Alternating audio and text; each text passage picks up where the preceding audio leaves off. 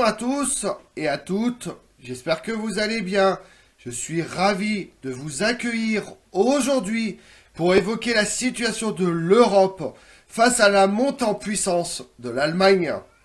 Tandis que la Pologne et la Tchécoslovaquie expriment leurs craintes face à l'accroissement de la puissance militaire allemande, la France persiste dans son attitude pacifique et le Royaume-Uni plaide pour un équilibre des pouvoirs. En 1938, tandis que les ambitions d'Adolf Hitler modifient le visage de l'Europe, les nationalistes gagnent du terrain en Espagne. Le vieux continent n'est pas le seul perturbé par des conflits, comme le montre la situation asiatique ainsi que les tensions au Proche-Orient. Vous voulez en savoir plus sur l'Europe en 1938 ? Venez avec moi. L'une des clauses du traité de Versailles avait réduit l'armée allemande à une minuscule force de 100 000 hommes, connue sous le nom de Reichswehr, démunie de chars, d'avions, d'artillerie lourde ou encore d'un état-major. Elle ne pouvait pas non plus opérer de recrutement obligatoire et devait donc faire appel à une armée de métiers sans réservistes mobilisables ou qui, en cas de conflit, ne permettait pas de lever en masse des combattants. Les Allemands ressentirent de manière honteuse ces restrictions. En effet, l'armée jouissait chez eux d'un prestige beaucoup plus élevé qu'ailleurs en Allemagne. Pendant la Révolution de 1848, les libéraux n'étaient pas parvenus à réaliser l'unification nationale si ardemment désirée. Le Parlement réuni à Francfort, qui aurait dû l'établir, perd son temps en discussions stériles. Ainsi, seule l'armée prussienne permet l'unification de l'Allemagne à l'issue de 3 conflits victorieux, la guerre des duchés contre le Danemark, la guerre austro-prussienne et surtout la guerre franco-allemande de 1870. Pour cette raison, elle était considérée comme l'une des pièces maîtresses de la nation allemande, et servir sous son commandement était vécu comme un grand honneur. Les clauses du traité de Versailles interdisaient donc à la grande majorité des Allemands d'appartenir à cette institution qu'ils admiraient. De plus, les dimensions réduites de la Reichswehr et ses moyens limités laissent l'Allemagne pratiquement désarmée face à ses voisins qui, presque tous, surtout dans le cas de la Pologne et de la Tchécoslovaquie, pouvaient aligner des troupes bien plus nombreuses et mieux équipées. Cette situation humiliante aiguise l'esprit des militaires de la Reichswehr, qui analysent de manière détaillée les clauses militaires de la défaite de 1918. Toute honte, ce travail minutieux servait à dégager les formules qui permettraient à l'Allemagne, le moment venu, de prendre sa revanche. La Reichswehr sélectionne dans le vivier important d'hommes à sa disposition les éléments les plus brillants de l'ancienne armée. Pour intégrer la nouvelle, 100 000 militaires professionnels constituent ainsi le noyau dur des forces armées d'un Reich qu'Adolf Hitler n'aura ensuite plus qu'à mettre sur le pied de guerre. Plusieurs des officiers de la Reichswehr laissent leur nom dans l'histoire. L'un d'eux, Hans Guderian, fut un des grands théoriciens de la guerre mécanisée, à l'origine de l'emploi décisif des panzers au combat. Un autre de ses officiers, Kurt Student, transforme en soldats d'élite les parachutistes allemands, cela malgré l'interdiction faite à la Reichswehr de posséder des avions.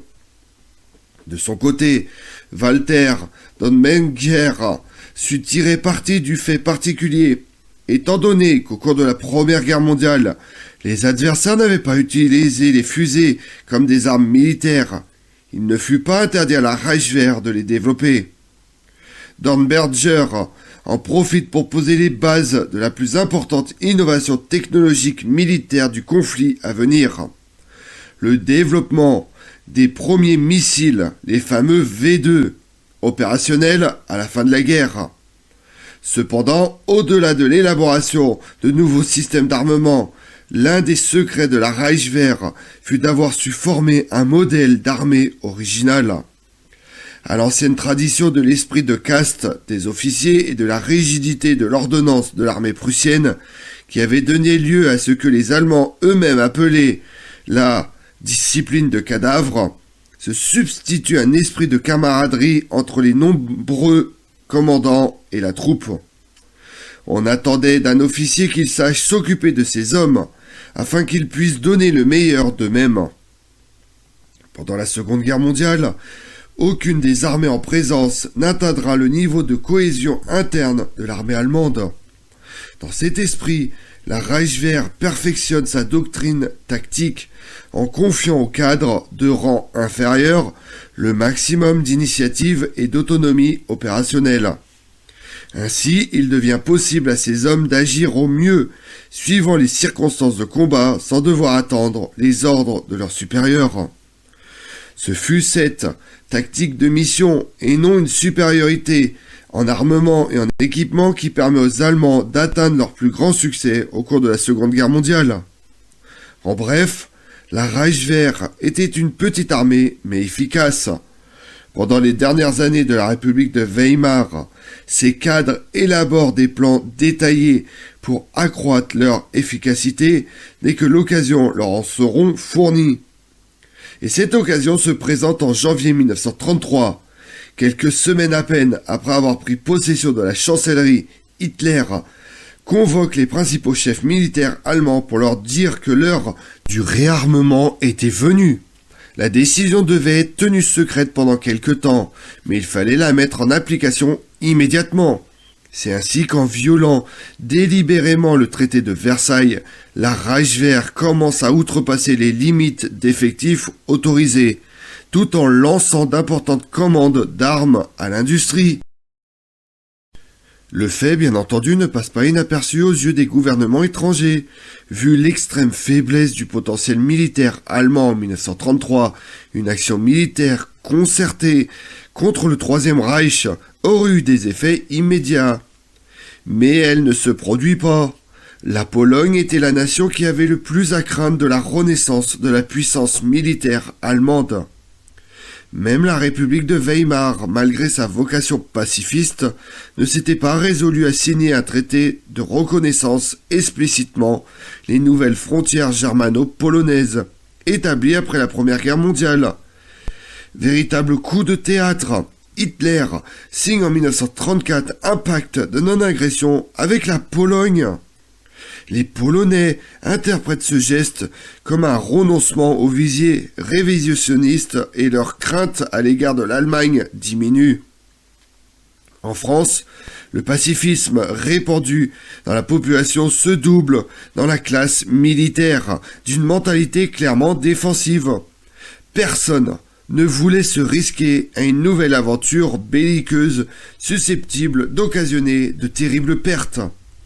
Le souvenir de la Première Guerre mondiale était encore dans tous les esprits. Bien avant l'arrivée au pouvoir d'Hitler, la France avait ainsi commencé à édifier une ligne de fortification sur sa frontière avec l'Allemagne, la célèbre ligne Maginot. L'unique initiative audacieuse du gouvernement français face à Hitler fut la signature d'un traité d'alliance avec l'Union soviétique. Comme cela s'était passé avant la Première Guerre mondiale, la France et la Russie restent liées par un pacte qui les obligeait à se prêter main forte contre l'Allemagne. Pourtant, l'ère des tsars était révolue et Staline régnait à Moscou en maître. Ainsi, le spectre du bolchevisme suscite l'indignation de larges pans dans l'opinion publique française et de plusieurs gouvernements étrangers qui ne souhaitaient pas, en aucune manière, pacter avec l'Union soviétique. Parmi ces gouvernements figurent certains alliés de la France, comme la Roumanie et la Pologne, ainsi que le gouvernement britannique. Cet immobilisme de la France après la fin de la Première Guerre mondiale s'explique aussi par l'attitude de méfiance du Royaume-Uni à son égard.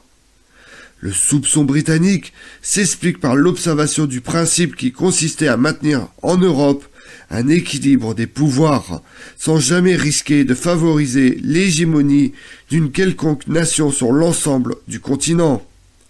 De fait, le redressement d'une Allemagne, même hitlérienne, vient contrebalancer le poids politique et militaire de la France. Ce ne fut d'ailleurs que par un hasard si le gouvernement britannique parvient le premier à établir un pacte avec le Troisième Reich, en contradiction manifeste avec le traité de Versailles. L'accord naval germano-anglais de 1935 permet ainsi à l'Allemagne d'augmenter le tonnage de sa marine de guerre dans des proportions beaucoup plus importantes que celles que lui avaient été imposées à la fin de la Première Guerre mondiale, même si elle s'engageait à ne pas dépasser le niveau jugé dangereux par les Britanniques pour maintenir la suprématie de la Royal Navy. À Moscou, la crainte de voir renaître la puissance militaire allemande était forte. Quand il fut évident que la perspective d'un soulèvement massif du prolétariat allemand après l'instauration de la dictature nazie était totalement illusoire, la politique étrangère soviétique accuse un revirement spectaculaire. Dans Mein Kampf, il y prônait l'antisémitisme, de l'idéologie marxisme, l'anéantissement officiel de l'URSS et affirmait que l'Allemagne renoncerait à toute tentative d'expansion vers la Méditerranée et vers les pays d'outre-mer, pour se concentrer sur la récupération de ce qu'il considérait être l'essence même de l'histoire allemande. L'expansion vers l'Est, l'espace vital. Cette expansion se ferait aux dépens des peuples slaves, particulièrement les Russes et les Ukrainiens. Hitler avait l'ambition d'obtenir pour l'Allemagne les territoires de l'Union soviétique, sans jamais disputer aucun territoire aux empires coloniaux britanniques et français. Au cours de la Première Guerre mondiale, l'Allemagne avait vaincu à plusieurs reprises les troupes tsaristes, laissant un sentiment profond et amer d'humiliation chez les Russes. Si l'Union soviétique a pu devenir en quelques décennies un pays industrialisé, doté de forces armées, d'une puissance exceptionnelle, le Japon n'hésite cependant pas à la défier, occupant dans sa partie extrême orientale la Mandchourie. Staline risque donc un rapprochement avec les pays capitalistes susceptibles de se sentir menacés par l'Allemagne. D'où ce pacte avec la France, ainsi que l'ordre donné à l'été 1935 aux différents partis communistes via le Comintern d'abandonner la politique d'affrontement avec les sociaux-démocrates et les autres forces de gauche menées jusqu'alors, et de constituer à l'inverse des fronts populaires. Il fallait éviter que ne s'établissent dans différents pays européens des gouvernements anticommunistes ou pro-fascistes alliés potentiels d'Hitler, et tenter de favoriser l'arrivée au pouvoir de gouvernements disposés à traiter avec l'Union soviétique. Ce renversement radical de position ne fut pas suivi de résultats immédiats. Depuis leur triomphe en Russie, les communistes avaient développé une intense propagande contre les régimes démocratiques de l'Europe occidentale, en les présentant systématiquement comme capitalistes, oppresseurs des masses ouvrières et impérialistes. L'idéologie officielle de l'Union soviétique, le marxiste-léninisme, était, disons-on, l'adaptation des théories de Marx à l'époque de l'impérialisme. Depuis Moscou, les peuples colonisés étaient incités avec ferveur à se révolter contre la mère patrie, jugés aptes, plus encore que les prolétaires des pays industrialisés, à devenir les acteurs de la révolution mondiale. Que Staline se pose désormais en allié pour défendre, face à la montée des fascismes, cette même démocratie bourgeoise contre laquelle il vitupérait auparavant, apparaissait difficilement crédible. L'Union soviétique fut certes laborieusement admise à la Société des Nations en 1934, mais de là à la considérer comme un allié désirable, il y avait un pas difficile à franchir. Les plans d'armement soviétiques colossaux n'échappent pas non plus à l'intention des dirigeants occidentaux, conscients que ces armes pouvaient être utilisées à d'autres fins que le seul affrontement avec l'Allemagne.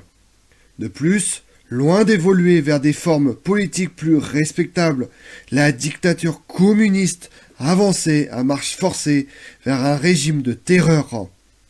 Les gigantesques purges orchestrées par Staline en Union soviétique prirent effet, mais se prolongent dans les années 30. Des millions de personnes furent emprisonnées, déportées, des centaines de milliers d'autres assassinés. Le monde assiste abasourdi à cette gigantesque vague de terreur que la propagande soviétique quoique massive et efficace, ne parvient guère à cacher. Qui croyait en la démocratie ne pouvait certes pas applaudir la confiscation du pouvoir par Mussolini et Hitler.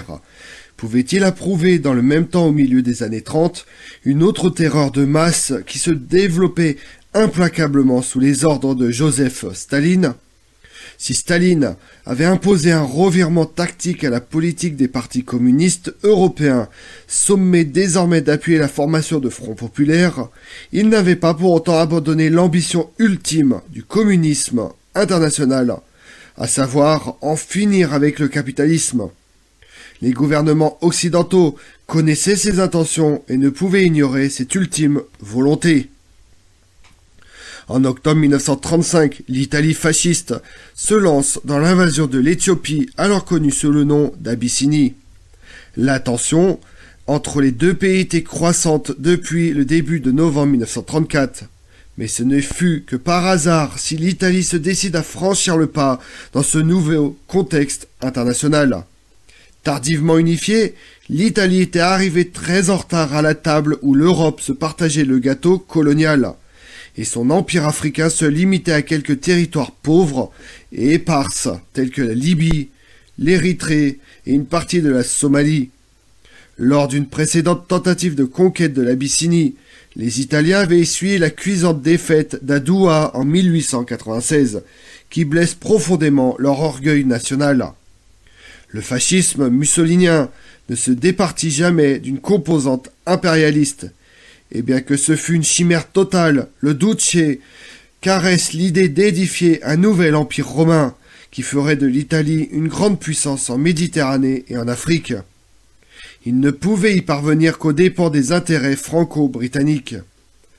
L'Italie se sentait d'autant plus frustrée de ses maigres profits territoriaux après la Première Guerre mondiale qu'elle manquait de puissance militaire pour bouleverser l'ordre international. L'irruption du Troisième Reich sur la scène européenne introduit un changement substantiel. L'Italie était désormais un allié potentiel de poids au moment où il s'agissait de contenir les nazis. En avril 1935, des représentants du Royaume-Uni, de la France, de l'Italie se réunissent à la conférence de Trezza pour lui opposer un front commun.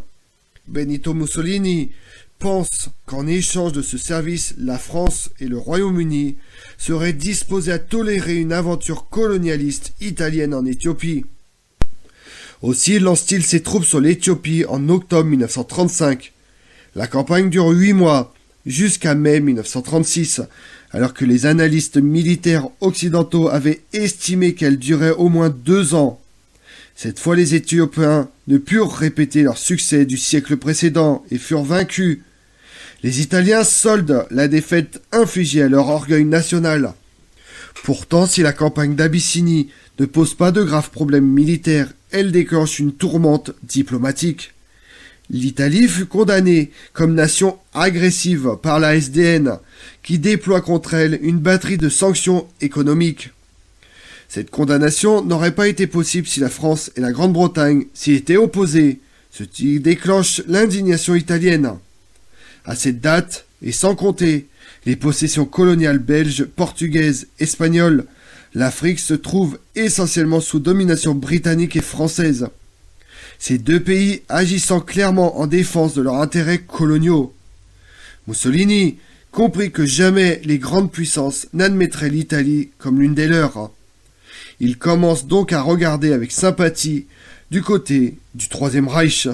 D'autant que l'Allemagne s'était refusée à appuyer la condamnation et les sanctions décrétées contre l'Italie pour son attaque contre l'Éthiopie.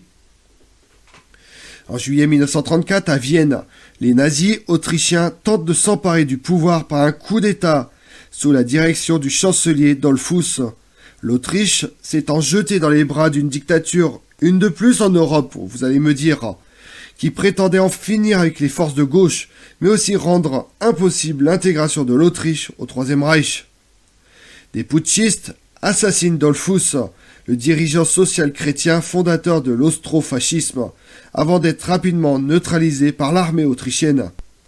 Bien que le gouvernement allemand ait déclaré ne pas avoir été impliqué dans les faits, Ce qui était le cas, personne ne le croit, et les événements furent interprétés comme la première manifestation du révisionnisme allemand en action. L'Italie fasciste fut le pays qui réagit le plus énergiquement. Mussolini regroupe une partie de ses troupes à la frontière italo-autrichienne et les tient prêts à intervenir au cas où les troupes allemandes prétendraient entrer en Autriche pour soutenir les nazis locaux. Ironie de l'histoire, il ne se trouve qu'une puissance fasciste, l'Italie, pour empêcher l'Allemagne nazie d'entrer en Italie. Mais cela se comprend aisément. La dernière revendication satisfaite de l'irridentisme italien avait été celle du Haut-Adige, la région en majorité germanophobe, appelée Stondriol en Allemagne, sur laquelle la souveraineté italienne ne s'était établie qu'à la fin de la Première Guerre mondiale. Les Tyroliens du Sud jouissaient de la sympathie unanime des pan-germanistes en Autriche et en Allemagne, et Mussolini pouvait craindre que le révisionnisme du Troisième Reich ne fasse de ce problème l'une de ses revendications principales. En définitive, la politique allemande de réarmement clandestin et d'accroissement de ses forces armées, entamée dès février 1933, ne fut contrecarrée par aucune action internationale.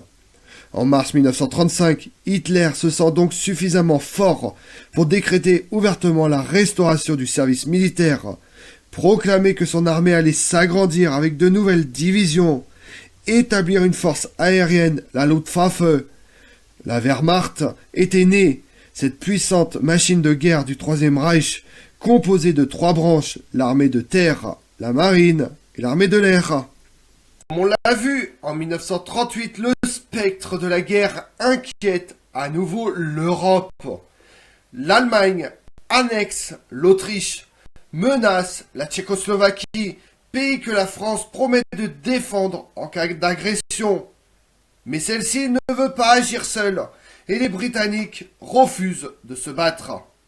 À travers les accords de Munich, Chamberlain et Dallandier accèdent aux revendications de Hitler pour la région des Sudètes, abandonnant de facto l'allié tchécoslovaque, tout en prétendant avoir sauvé la paix. Je vous remercie d'avoir suivi cette vidéo en ma compagnie. Si vous voulez connaître mes autres vidéos, retrouvez-moi chaque matin à partir de 6h45 sur ma chaîne YouTube Tout sur l'Histoire avec Damien, mais également sur les réseaux sociaux, Twitter et Instagram, Histoire Damien. Et pensez à liker, commenter et vous abonner. Je vous remercie à tous.